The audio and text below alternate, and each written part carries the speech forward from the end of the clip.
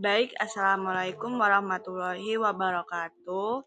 Pertama-tama, kami dari kelompok 9 akan mempresentasikan materi mengenai Intercompany Profit Transaction Bonds. Sebelum memulai di pembahasan, perkenalkan anggota kelompok kami terlebih dahulu, yaitu saya sendiri, Eltisa Zulianti dengan MPMA akhir 170, kemudian ada Pradita Maidianti dengan MPMA akhir 176, kemudian ada Akila Dana Kalisa dengan MPMA akhir 182, dan yang terakhir yaitu Abrar Abi Ubaid Pratama dengan MPMA akhir 197.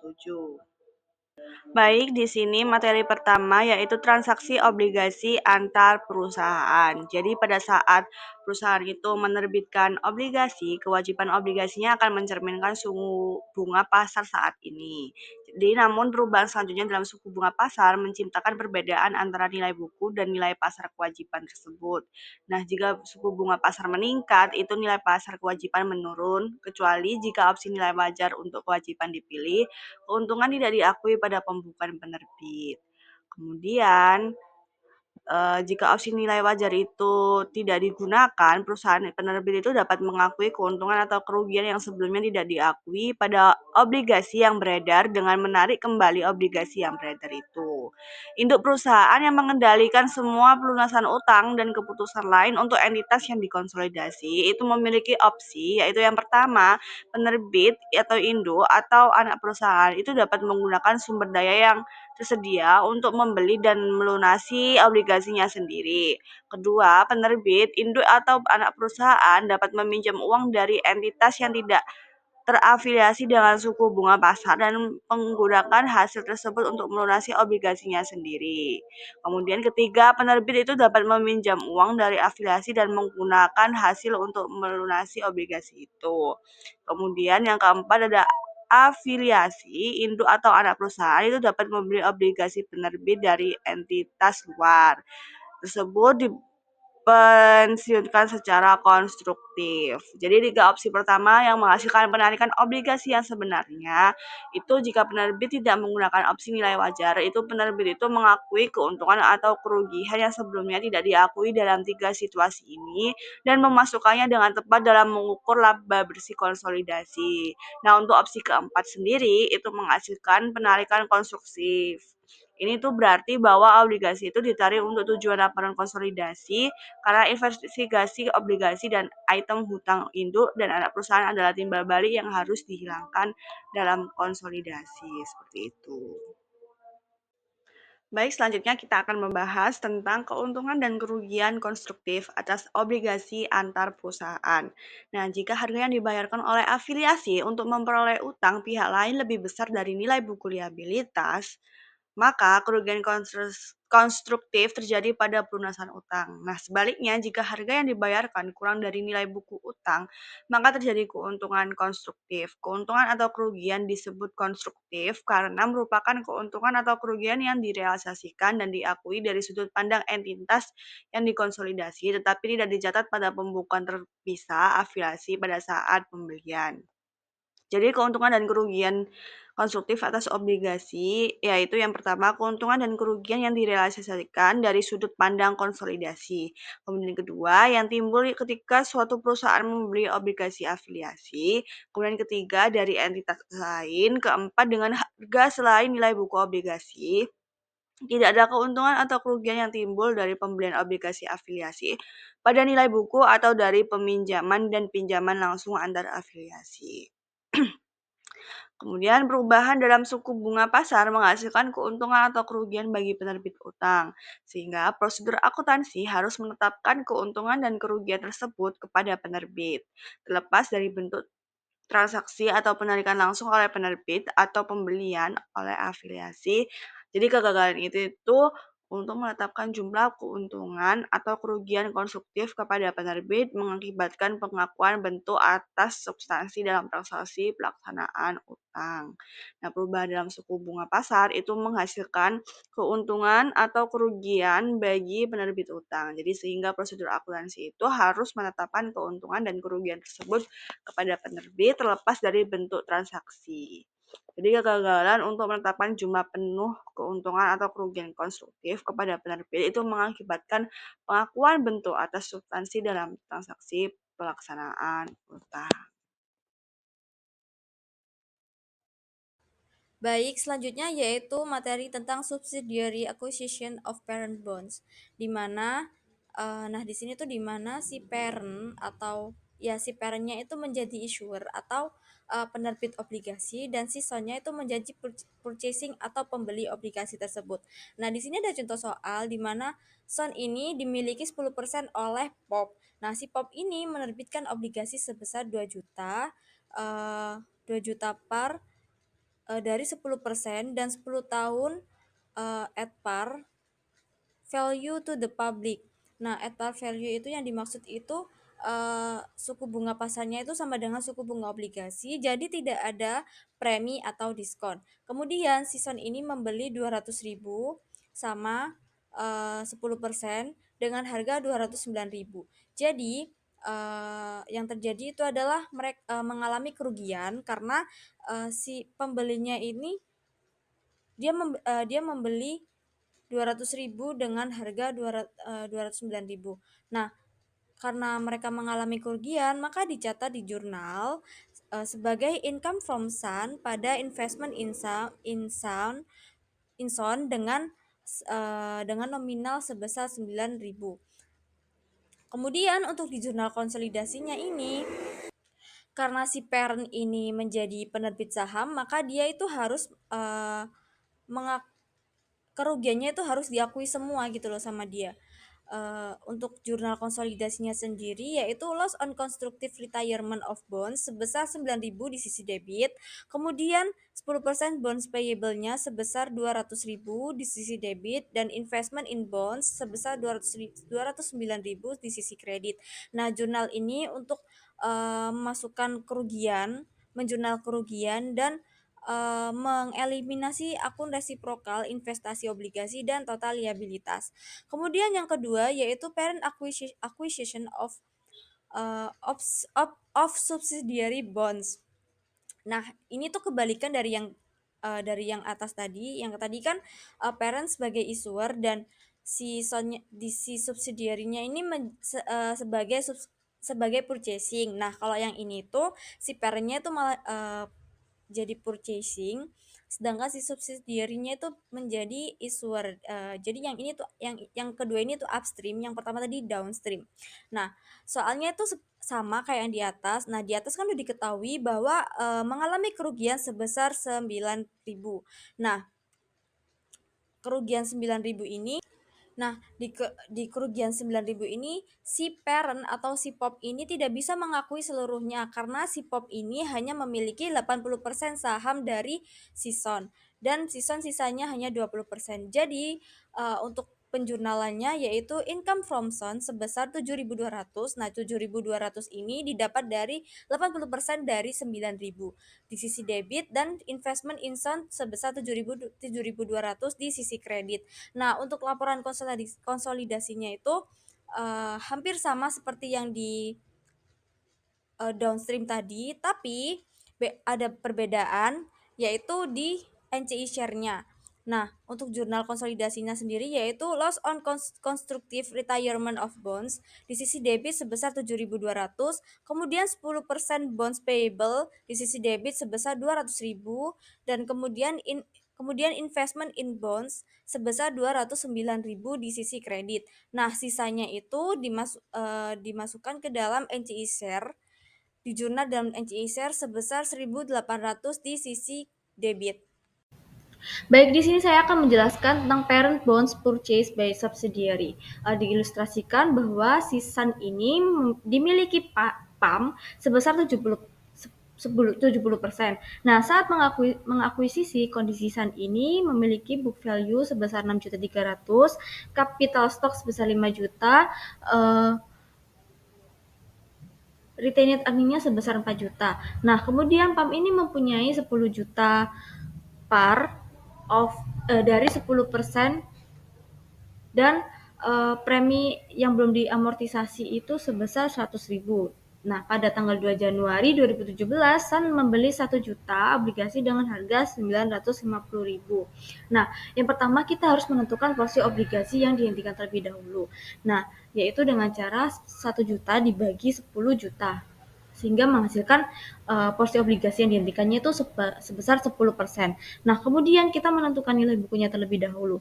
Nah, untuk nilai bukunya terlebih dahulu sendiri pun sebesar 1 juta 10.000 yang didapatkan dari 10% dikali 10 juta par tadi ditambah 100.000 dari preminya. Jadi totalnya kan 1 juta 10.000 atau ini kita rubah dalam ribuan. Kita hilangkan 0, 3 angka di belakangnya kita hilangkan, jadi 1010 dikurangi 950.000 dari harga obligasinya tadi, sehingga menghasilkan keuntungan sebesar 60.000. Nah, kemudian untuk jurnal konsolidasi pada tanggal 2 Januari 2017 tersendiri itu adalah 10% bonds payable sebesar 1.010 berada di sisi debit, kemudian investment income bonds sebesar 950 ada di sisi kredit, dan gain on retirement of bonds sebesar 60 di sisi kredit. Nah, kemudian di dalam soal diberitahukan bahwa ada nominal jumlah bonds yang masih dipegang oleh orang luar, yaitu sebesar 9.090.000. Nah, 9.010.000 ini didapatkan dari 10 juta dikurangi 1.010, 1.010.000 tadi, sehingga menghasilkan 9.090.000. Nah, untuk perinciannya 9 juta di par dan 90.000 unamortized premiumnya. Kenapa bisa begitu? Karena dari soal tadi udah ditentukan bahwa par porsi obligasi yang dihentikannya itu 10% dari nilai obligasi aslinya. Jadi kalau misalnya nilai keseluruhannya 9.009.000, maka 10%-nya adalah 90.000 dan 90%-nya adalah 9 juta. Soal selanjutnya yaitu pada tahun 2017 PAM mengamortisasi premi obligasi, sedangkan Sun mengamortisasi diskonto atas investasinya dengan asumsi bunga dibayarkan setiap tanggal 1 Januari dan 1 Juli. Obligasi jatuh tempo pada 1 Januari 2022. Jadi jatuh temponya itu selama 5 tahun dan metode amortisasi yang digunakan itu adalah metode garis lurus. Nah, kan udah diketahui bahwa pembayarannya itu setahun itu ada 2 kali, jadi hanya di tanggal 1 Januari dan 1 Juli. Dan ini di sini kita membuat jurnal dari 2 POV, yaitu dari PAMS Book-nya dan dari sisi Suns Book. Nah, pada tanggal 1 Juli dari PAMS Book yaitu jurnalnya interest expense sebesar 500 dan cash sebesar 500 di kredit. Nah, 500 ini dari mana sih? 500 ini didapatkan dari 10 juta par dikali 10% dikali setengah.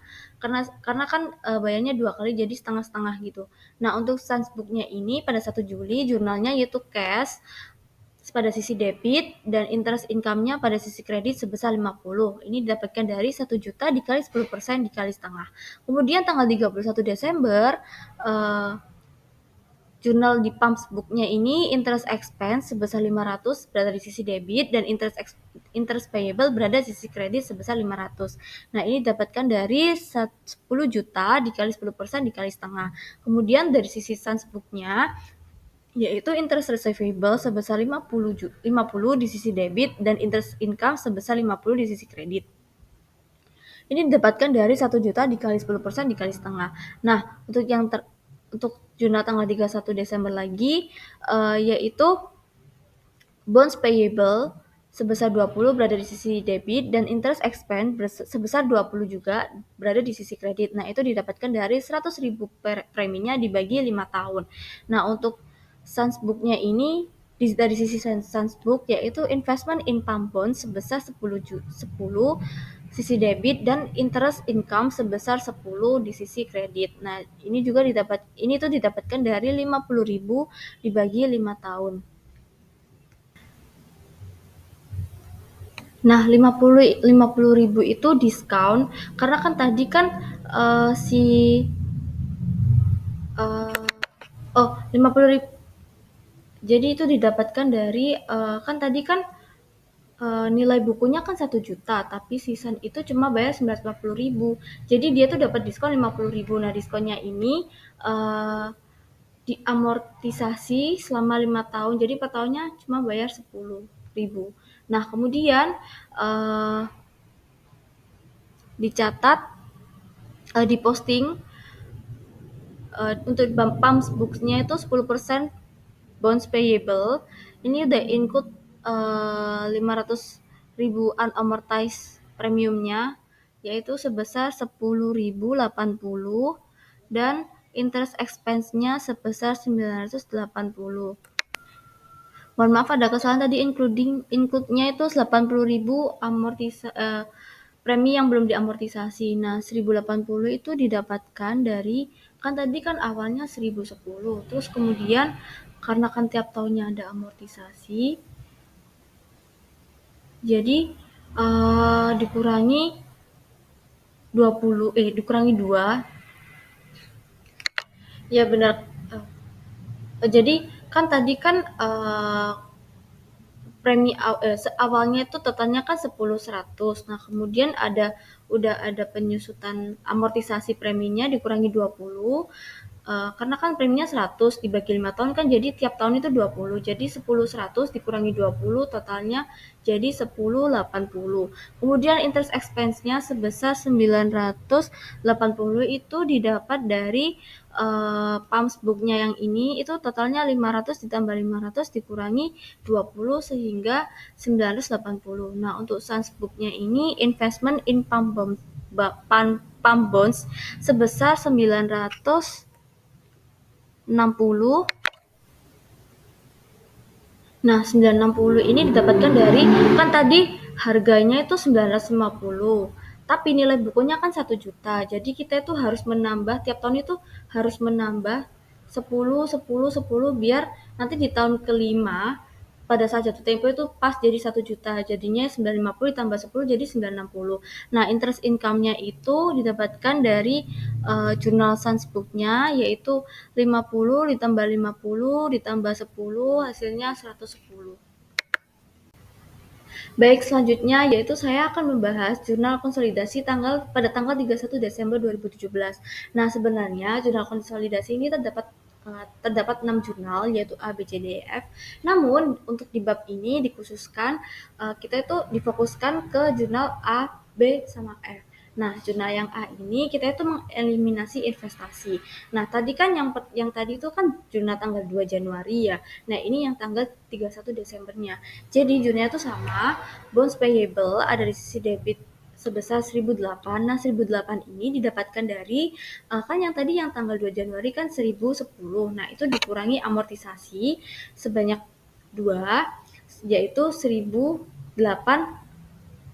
Jadi sisanya 1.008. Kemudian investment income bonds sebesar 960 ada di sisi kredit. Nah, itu didapatkan dari kan tadi kan di jurnal tanggal 2 itu sebesar 950. Nah, itu ditambah amortisasinya juga 10 jadi totalnya 960. Nah, kemudian gain on retirement of bonds ini sebesar 48. Nah, 48 ini didapatkan dari kan di awal tadi sudah saya kasih tahu kalau mereka ini mendapatkan keuntungan sebesar 60. Nah, itu tuh diamortisasi selama 5 tahun. Jadi 60 dibagi karena amortisasinya metode garis lurus, jadi 60 dibagi 5 tahun sama dengan 12. Nah, 60 itu tadi dikurangi 12 hasilnya 48. Nah, yang kedua ini ada jurnal interest income yang mencatat bunga yaitu interest income pada sisi debit sebesar 110. Nah, 110 kemudian interest expense-nya ini sebesar tadi yang 110 di sisi debit, nah interest expense-nya ini sebesar 98 di sisi kredit. Nah, 98 ini didapatkan dari 980 dikali 10%. Nah, angka 980 itu tadi itu didapatkan dari amortisasi di slide sebelumnya yang udah saya jelaskan. Nah, Kemudian gain on retirement of bonds ini sebesar 12, yaitu didapatkan dari 60 tadi dibagi 5 tahun. Nah, kemudian untuk jurnal yang F yaitu interest payable sebesar 50 dan interest receivable sebesar 50. Nah, 3 jurnal ini tadi dimasukkan ke jurnal konsolidasinya yang semua ini. Nah, berarti kan kita sisa jurnal yang huruf C, D, sama E kan. Nah, sebenarnya ini tuh kayak apa ya? Udah pasti ada di jurnal konsolidasinya gitu loh. Jadi bisa penjelasannya ada di sebelah ini yang putih ini. Nah, untuk jurnal yang C ini adalah eh, bentar. Nah, kan diketahui nih, bentar lagi nih, yang C ini kan income from Sun sebesar 202 di sisi debit dan investment in Sun sebesar 202 di sisi kredit. Nah, 202 ini dapat dari mana? Nah, 202 ini didapatkan dari uh, soal yang warna putih ini. Nah, itu kan penjelasannya si jadi PAM itu mengakui pendapatannya si Sun sebesar 70% dari 220.000 tadi. 220.000. Nah, jadi kan 70% dari 220 itu 154. Nah, kemudian dikurangi keuntungannya tadi 60 sehingga menghasilkan 214. Nah, kemudian dikurangi lagi sama piecemeal recognition of constitutive gain, yaitu yang 60 dibagi 5 tahun tadi 12, jadi 214 dikurangi 12 sehingga income from Sun-nya itu 202 dan dieliminasi. Nah, kemudian untuk yang jurnal D itu eh, ini tuh untuk mencatat hak bagi pemilik atau pemegang saham selain parent atau selain PAM. Nah, di sini tuh mencatat NCI share-nya sebesar 66 di sisi debit dan NCI-nya sebesar 66 juga di sisi kredit. Nah, 66 ini didapatkan dari 220 yang tadi dikalikan 30% sisanya. Karena kan 70% tadi udah diakuin, jadi kan 30% punya orang lain kan. Nah, kemudian yang jurnal E yaitu kita mengeliminasi akun resiprokal yaitu laba ditahan atau retained earnings, common stock itu ada di sisi debit dan di sisi kreditnya itu investment insan pada not control interest atau NCI-nya. Nah, retained earning-nya kan seperti udah ada info di soal yang awal tadi saya bacakan yaitu sebesar 4 juta dan common stock-nya sebesar 5 juta atau 5.000. Nah, investment insannya ini sebesar 6.300.000 dan sisanya NCI share-nya itu 2.700. Nah, 6.300.000 ini didapatkan dari 9 juta. Karena kan tadi kan awalnya kan 10 juta, tapi kan udah dikonsolidasi dan sisanya itu 9 juta kan. Nah, 9 juta itu dikalikan 70% jadinya 6.300.000. Nah, 30%-nya itu adalah 30% dari 9 juta itu tadi adalah 2.700.000. Udah, jadi itu penjelasan dari laporan konsolidasi tanggal 31 Desember 2017. Oke, dan selanjutnya kita lanjut pada pembahasan efek terhadap laporan konsolidasi pada tahun setelahnya. Yang dimana di sini ada jurnal yang menunjukkan untuk jurnal tahun 2018, yang dimana kita memakai acuan tabel amortisasi, yang dimana sini jurnalnya itu interest income yang nominalnya 110 itu tetap, lalu interest payable-nya itu tetap 50. Lalu di sini ada bonds payable-nya yang dimana ini 10% dari bonds payable dari 2018 yang tertera pada tabel amortisasi di sini, yang dimana 10.060 ini maka 10%-nya adalah 1.006. Lalu yang di bagian kredit di sini ada interest expense sebesar 98, yang lalu Di sini ada interest receivable-nya juga nominalnya 50 dan di sini ada investment in prime bonds yang dimana ini mengikuti pada tabel amortisasinya ini pada 2018 yang nominalnya 970 dan di sini ada investment in Sun yang didapat dari bonds payable-nya ini yang 1006 dikurangi oleh 970 yang dimana sebenarnya selisihnya itu 36 akan tetapi terdapat eh, perbedaan rekognisi yang berjumlah 12 maka 36 ditambahkan 12 yang dimana hasilnya 48. Oke, kita selanjutnya berlanjut pada soal persoalan di mana ini dari induk membeli subsidiari untuk membeli obligasi dari anak yang dimana ini berupa soal upstream. Nah, jadi di sini ada ilustrasinya yang sudah dijelaskan. Lalu sementara di sini ada penjelasan di mana Sun itu memiliki laba bersih sebesar 750 pada tahun 2017 yang dimana kita ketahui bahwa POP itu memiliki 90% kepemilikan dari anak. Jadi kita hitung di mana 750 dikali 90% itu 675 yang dimana ini memiliki loss yang didapat dari pembelian obligasinya. Di sini tertera harga itu di mana nilainya itu sebesar 4.850 yang dibeli seharga 5.150 yang dimana selisihnya ini merupakan loss yang sebesar 300.000. Jadi 300.000 ini dikalikan 90% yang dimana hasilnya 270 dan dari eh, recognition-nya ini sebesar 60.000 itu dikalikan 90% kita dapat 54 yang dimana kita dapat investment income from Sun-nya ini sebesar 459. Lalu di sini ada jurnalnya untuk mencatat perhitungan di atas yang dimana pada 3 Desember 31 itu investment in Sun sebesar 675 dan income from Sun ini 675. Lalu di sini ada income from Sun sebesar 270 dan investment in Sun sebesar 270. Lalu pada Desember 31 selanjutnya ini investment in Sun sebesar 54 dan income from Sun ini sebesar 54. Lalu pada pernyataan selanjutnya ini Pops Investment in Sun account Desember 31 ini memiliki nominal sebesar 10.584 yang dimana di sini terdapat penambahan pendapatan investasi sebesar 459.000.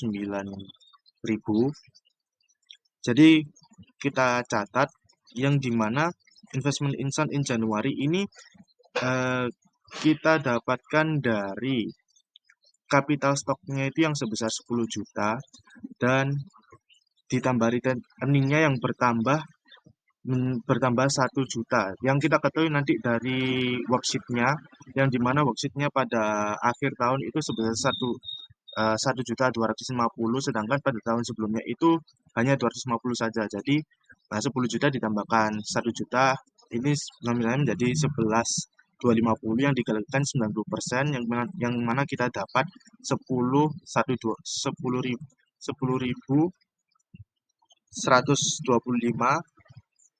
Lalu kita ketahui tadi itu 459 kita tambahkan maka investment in Sun pada 31 Desember itu sebesar 10.584. Oke, selanjutnya kita lanjut pada kertas kerja konsolidasi yang dimana kita di sini akan mengentry hasil perhitungan kita yang dimana di sini yang pertama ada yang A ini kita masukkan loss on retirement on bonds ini sebesar 240 dan juga kita masukkan investment in Sun bonds ini 5.120 dan juga pada bonds payable ini 4.880. Ini kita dapat dari jurnalnya yang di mana pembeliannya itu yang kita beli bonds payable sebesar 4.850, yang lossnya sebesar 300, yang dimana kita kreditkan di investment in bonds itu 5.150. Lalu di sini kita buat amortisasinya yang dimana amortisasinya itu karena ini sebesar 50% ya, kita yang loss tadi itu kita 300.000 kita bagi 5 tahun dikalikan 50% kita dapat 30.000. Jadi untuk bonds payable-nya itu kita bertambah 30.000 yang dimana nanti ini awalnya itu 4.850 menjadi 4.880, dan 5.150 ini berkurang 30 menjadi 5.120. Nah, untuk selanjutnya yang B ini hasil perhitungannya di mana interest income ini di debit 470, dan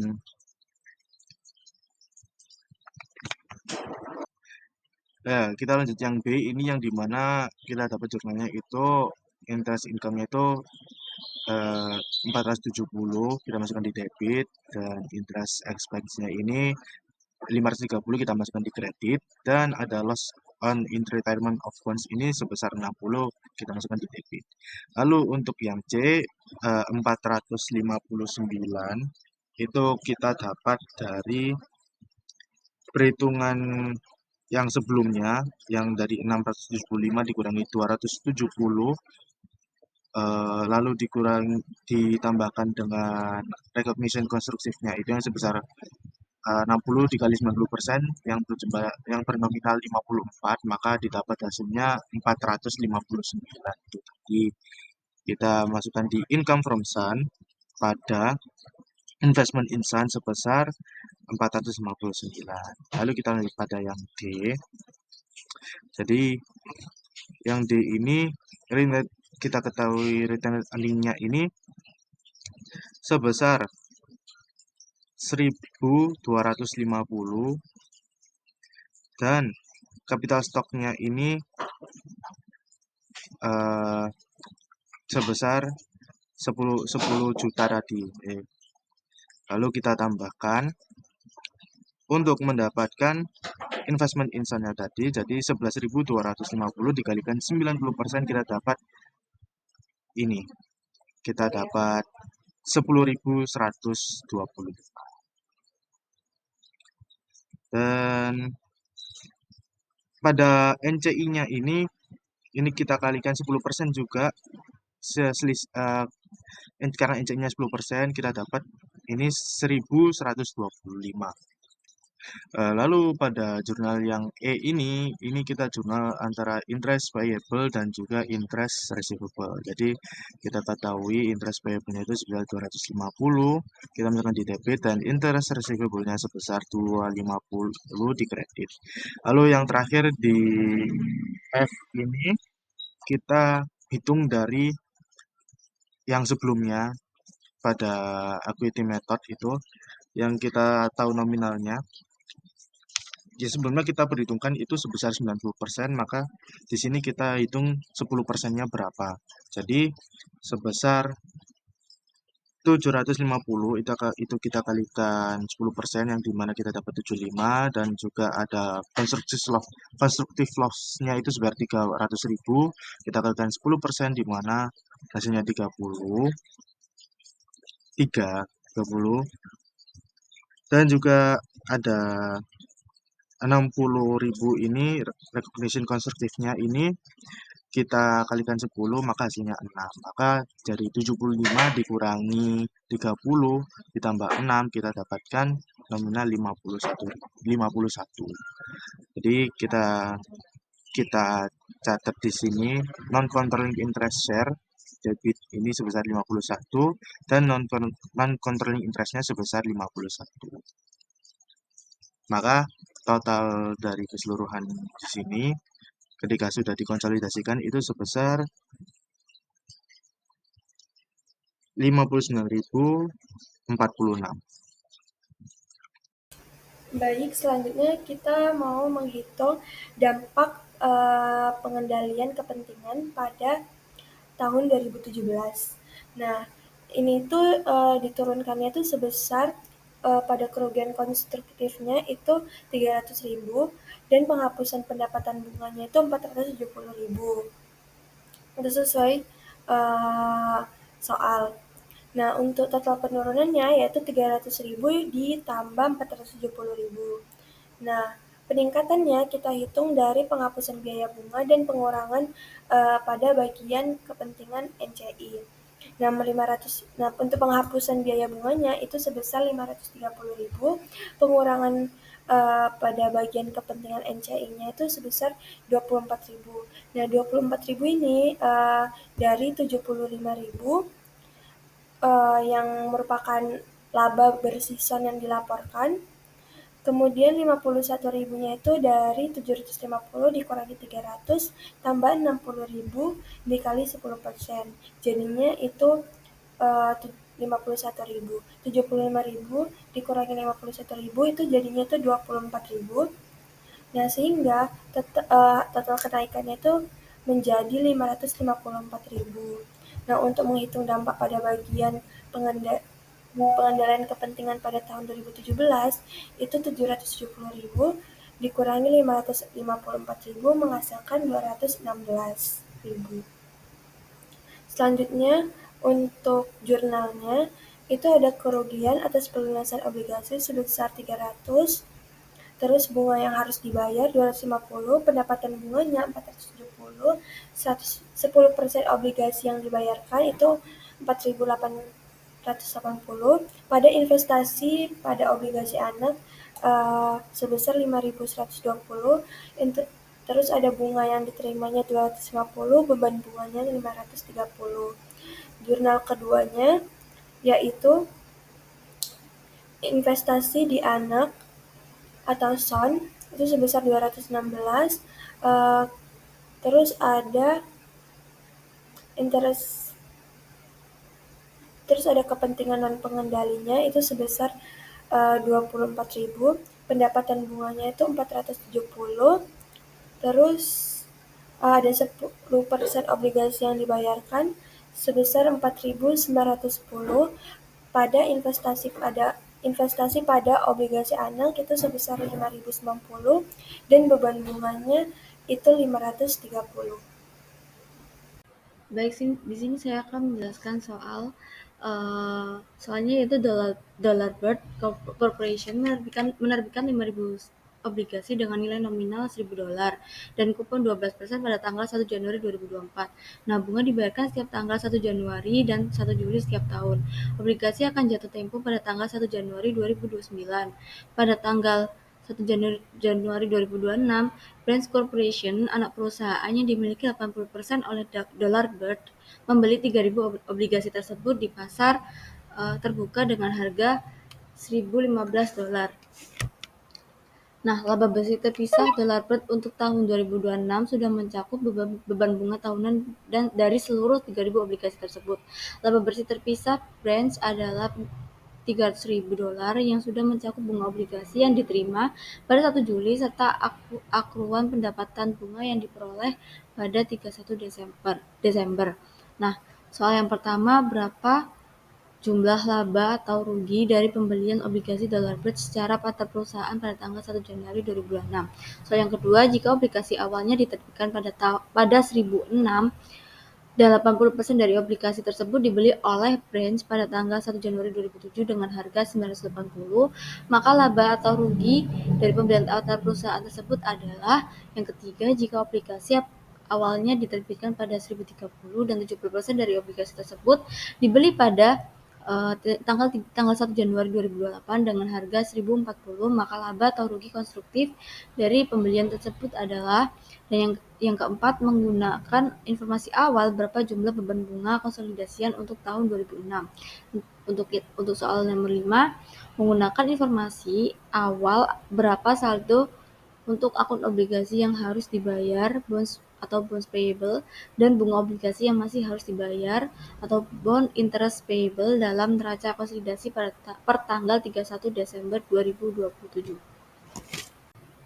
Dari sini saya akan menjawab pertanyaan nomor 1, yaitu berapa jumlah laba atau rugi dari pembelian obligasi dollar bird secara antar perusahaan pada tanggal 1 Januari 2026. Nah, diketahui total nilai obligasinya yaitu 1000 karena nilai nominalnya kan 1000, terus jumlah obligasinya tuh 5.000, jadi 5.000 dikali 1000 totalnya 5 juta. Nah, kemudian kita itu harus mencari porsi obligasi yang dihentikannya terlebih dahulu. Nah, 60% itu didapatkan dari kan si Brands tadi beli 3.000, terus dari dollar bird-nya dia menerbitkan 5.000, jadi 3.000 dibagi 5.000 dikali 100% menghasilkan 60%. Kemudian saat mencari nilai bukunya itu 60% dikali 5 juta sehingga menghasilkan nilai buku 3 juta. Nah, untuk mengetahui laba atau ruginya ini kita harus menghitung 60% dikali 5 juta, 60% dari nilai total obligasinya atau nilai bukunya dikurangi sama nilai itu yang 3.045.000. Nah, 3.045.000 itu didapatkan dari harga pasar 1.015 dikali 3.000. Nah, ternyata setelah ditotalkan 3 juta dikurangi 3.045.000 itu hasilnya rugi karena minus. Jadi minus 45.000 itu berarti rugi. Untuk nomor 2, jika obligasi awalnya diterbitkan pada 1006 dan 80% dari obligasi tersebut dibeli oleh Brands pada tanggal 1 Januari 2027 dengan harga 980, maka laba atau rugi dari pembelian antar perusahaan tersebut adalah, nah, jadi kita hitung book value tahun 2027 ini. Kan tadi kan si dollar bird ini menerbitkan 5.000 saham, tetapi angkanya nominalnya diganti menjadi 1.006, jadi 5.000 dikali 1.006, jadi book value tahun 2027 ini 5.030.000. Nah, porsi obligasinya sudah ditentukan yaitu 80%, jadi 5 juta untuk nilai bukunya 5.030% dikali 5.030.000 dikali 80% menghasilkan 4.024.000 dolar. Nah, kan diketahui pada soal kalau total obligasi seluruhnya kan 5.000 dan mereka hanya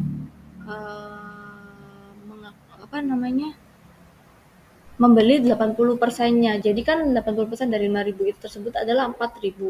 Maka untuk menghitung laba atau ruginya itu yaitu 80% dikalikan 4.024.000 tersebut terus dikurangi 3.920.000. Nah, 3.920 ini didapatkan dari kan tadi kan 4.000 ya. 4.000 dikali nilai harganya 980. Jadi 4.000 dikali 980 sama dengan 3.920.000. Nah, ternyata menghasilkan laba. Jadi 4.024.000 ini dikurangi 3.920 hasilnya 104.000. Kemudian soal yang ketiga, jika obligasi awalnya diterbitkan pada 1030 dan 70% dari obligasi tersebut dibeli pada tanggal 1 Januari 2028 dengan harga 1040. Maka laba atau rugi konstruktif dan dari pembelian tersebut adalah, nah, sama kayak soal nomor 2 tadi, di sini kita harus menghitung book value pada tahun 2028. Nah, kan tadi si dollar bird itu menerbitkan 5.000 saham. Jadi namun nilai nominalnya tuh diganti menjadi 1.030. Jadi 5.000 dikali 1.030 totalnya 5.150.000 dolar. Kemudian kita menentukan porsi obligasi yang dihentikan itu udah dari soal bisa 70%. Nah, maka nilai bukunya pada tahun 2028 adalah 5.150 dikali 70% menghasilkan 3.605.000 dolar. Nah, kan diketahui pada soal kalau total obligasi seluruhnya kan 5.000. Nah, tapi itu cuma dibeli 70%-nya. Nah, jadi sisanya berarti kan dia itu belinya 3.500. Nah, untuk menghitung laba atau ruginya ini 70% dikali 3 juta 3.605.000 dikurangi 3.120.000. Nah, 3.120.000 ini didapatkan dari kan tadi kan hanya membeli 70%-nya kan, 3.500 dikali harganya 1.040. Jadinya ternyata rugi karena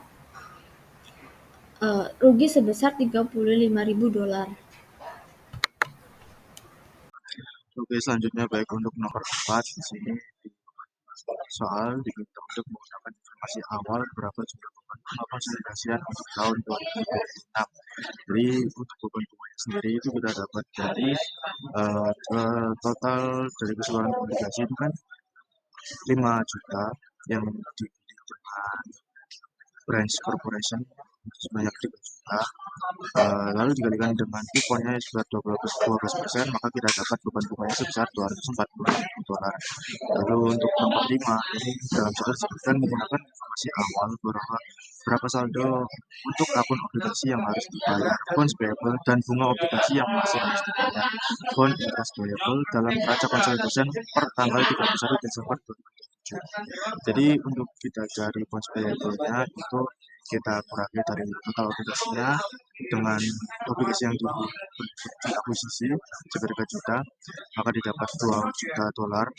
Lalu kita masukkan pada bonds interest payable ini sekitar 2 juta dolar dikali 12%, di mana kupon lalu dibagi dengan 2 pembayarannya bunganya sebesar 2 kali. Jadi untuk bonds payable-nya itu sebesar 2 juta dan bonds interest payable-nya itu sebesar 120 juta.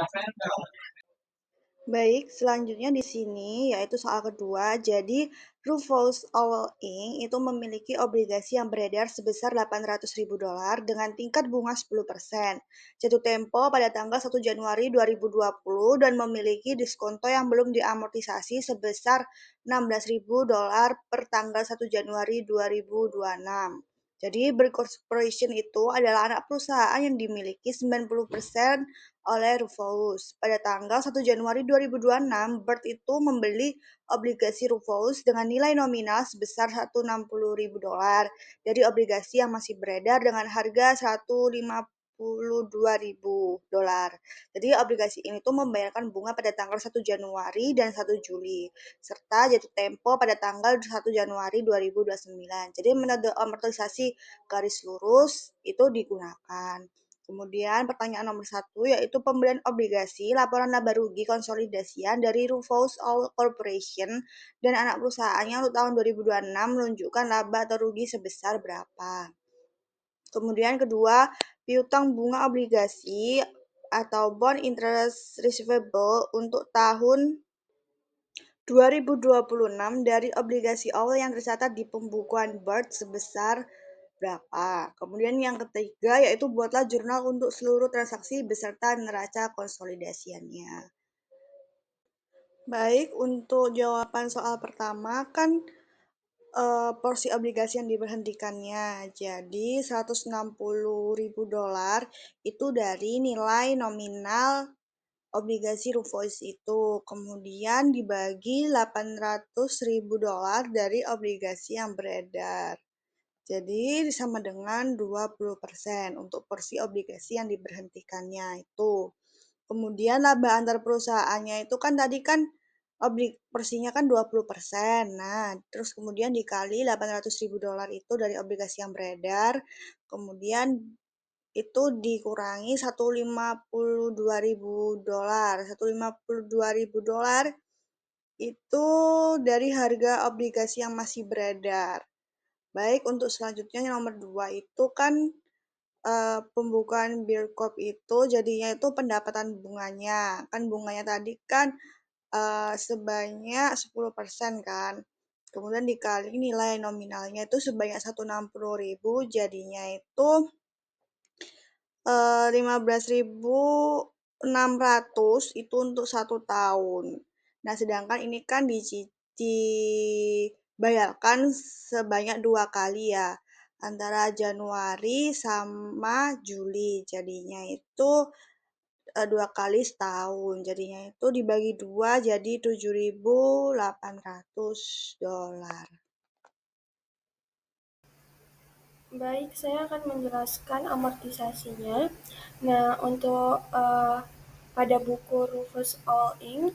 itu tuh bonds payable-nya di Januari 2026 itu tuh sebesar 800.000 sesuai soal. Nah, selama 2026 itu diamortisasi sebesar 4.000. Nah, 4.000 itu tuh dari soal yang dimana 16.000 dibagi 5 tahun karena dia itu dari 2026 sampai 2029 itu yang belum diamortisasi itu sebesar 16.000. Nah, book value-nya pada 31 Desember 2026 itu menjadi sebesar 796. Nah, selama 2027 dia berkurang lagi 4.000. Di akhir 2027 itu sebesar 792.000. Terus book value-nya itu selama 2028 itu tuh diamortisasi lagi sebesar 4.000. Kemudian di akhir tahun 2028 menjadi 788. Selama 2029 itu diamortisasi lagi 4.000. Kemudian book value-nya di akhir tahun 2029 itu sebesar 784. Nah, lalu untuk retirednya itu sebesar 20%. Nah, book value-nya itu sebesar 160.000 sesuai soal. Kemudian book value di akhir tahun 2026 itu 20% dari 796. Kemudian di akhir tahun 2027 itu 20% dari 792 yaitu sebesar 158.400. Kemudian di akhir tahun 2028 itu 20% dari 788.000 sebesar 157.600. Kemudian di akhir tahun 2029 itu sebesar 156.800. Nah, untuk interest expense-nya itu tuh sebesar di 2026 itu tuh sebesar 76.000. Itu tuh berasal dari 40.000 tiap semesternya. Ya, tiap semesternya. Nah, 40.000 ditambah 40.000 kemudian dikurangi amortisasi bonds payable sebesar 4.000 menghasilkan 76.000. Nah, setiap tahun itu berkurang 76.000. Jadi di 2026 70 berkurang 7 interest expense-nya itu 76.000, 2027 76.000 juga, 2028 76.000, 2029 76.000. Kemudian 20% retirednya itu 20% dari 76.000 tadi dari 2026 sampai 2029 itu sama semua. Nah, untuk pada bukunya Bird Corporation itu ada investasinya itu di awal tahun 2026 itu sebesar 152. Ini tuh menggunakan harga pasarnya. Kemudian kita samakan kembali dengan harga pada saat membelinya yaitu sebesar 160.000. Nah, jadi kita kembalikan lagi menjadi 160.000 yang dimana selama 2026 itu tuh kita harus menambah 2.000. Kemudian di akhir 2026 itu menjadi 154.000. Selama 2027 itu 2.000. Selama 2028 2.000 juga, selama 2029 itu 2.000. Sehingga di akhir 2029 itu tuh book value-nya menjadi 160.000. Untuk pendapatan bunganya itu tuh sudah dibahas di slide sebelumnya. Itu tuh dari 7.800 dikali 2 karena kan 7.800 itu per semesternya. Jadinya dia mengeluarkan tiap tahunnya itu sebesar 15.600. Baik, tadi kan sudah dijelaskan oleh teman saya mengenai tabel amortisasinya. Nah, sekarang kita masuk ke jurnal untuk tahun pertama atau tahun 2026.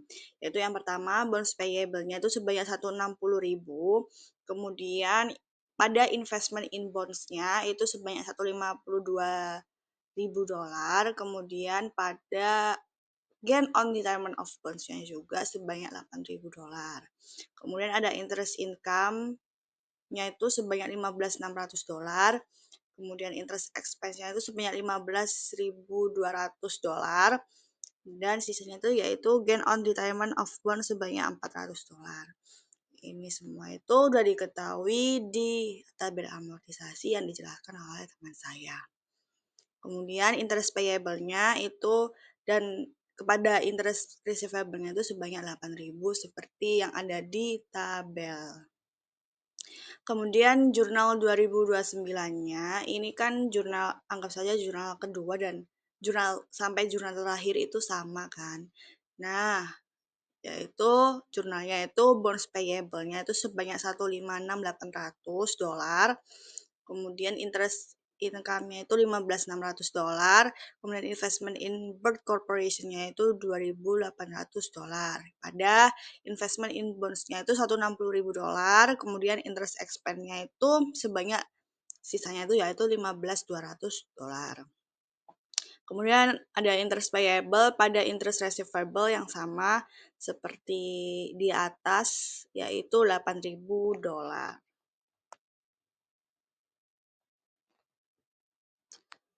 Baik, sekian yang dapat kelompok kami sampaikan. Apabila ada salah kata, mohon dimaafkan.